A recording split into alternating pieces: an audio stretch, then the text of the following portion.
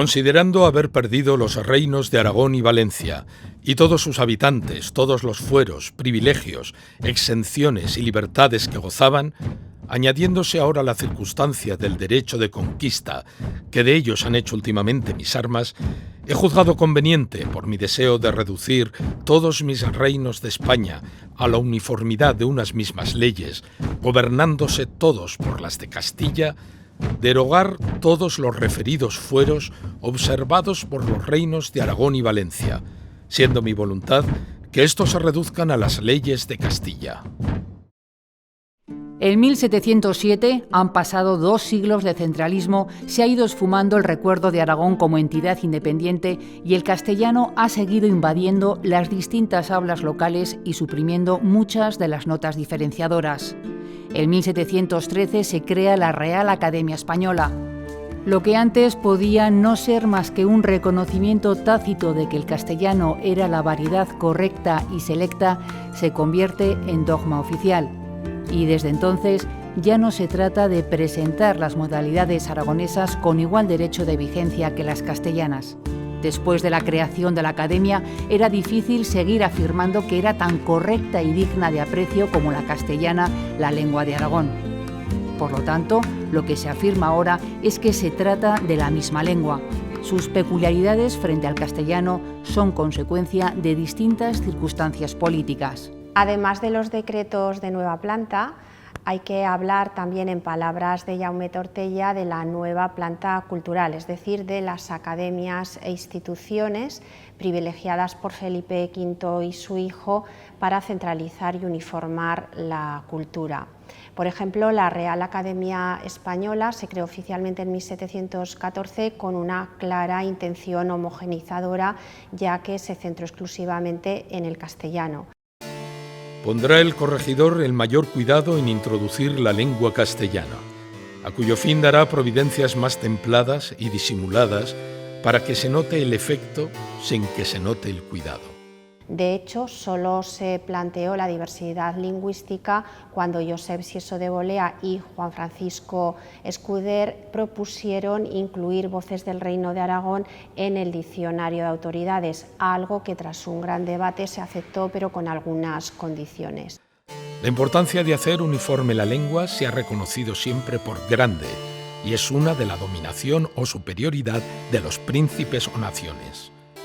Los efectos que de esta uniformidad se siguen son muy beneficiosos, porque se facilita la comunicación y el comercio, se unen los espíritus divididos o contrarios por los genios,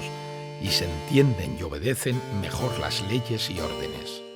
En aquel momento histórico, cuando Aragón había perdido sus fueros y prácticamente su lengua, intelectuales como Sieso de Bolea, que querían además congraciarse con la nueva dinastía, solo aspiraban a que la lengua aragonesa fuera tenida en cuenta por la castellana. Gran rotundidad tendrían otras medidas como la Real Cédula de Aranjuez del 23 de junio de 1768, durante el reinado de Carlos III, que mandó el uso general del castellano en tribunales y en la enseñanza para toda la antigua corona de Aragón, y dejaba bien claro que la entrada del castellano en Aragón se produjo como consecuencia del compromiso de Caspe. En todas las escuelas del reino se enseña a los niños su lengua nativa por la gramática que ha compuesto y publicado la Real Academia de la Lengua, previniendo que ninguno se admita a estudiar latinidad, sin que conste antes estar bien instruido en la gramática española, que asimismo se enseñe en las escuelas a los niños la ortografía por la que ha compuesto la misma Academia de la Lengua. Un poco más tarde, ya en el reinado de Carlos IV, su primer ministro, Manuel Godoy, da el 11 de marzo de 1801 unas instrucciones para el arreglo de teatros y compañías cómicas fuera de la corte, en las que se preceptúa que en ningún teatro de España se podrán representar, cantar ni bailar piezas que no sean en idioma castellano.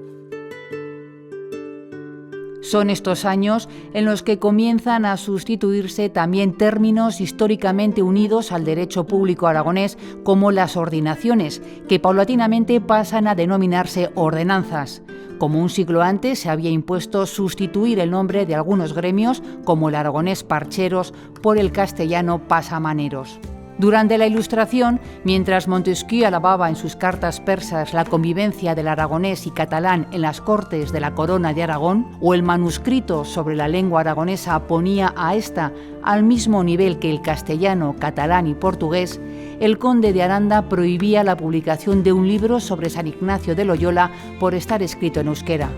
Así, el aragonés, que continuaba vivo en las clases bajas, se refugió en la literatura popular, algunos villancicos, las pastoradas o los romances como el de Marichuana, en los que incluso los actores se excusaban por utilizar el aragonés. Un complejo de inferioridad inducido que ha durado casi hasta nuestros días.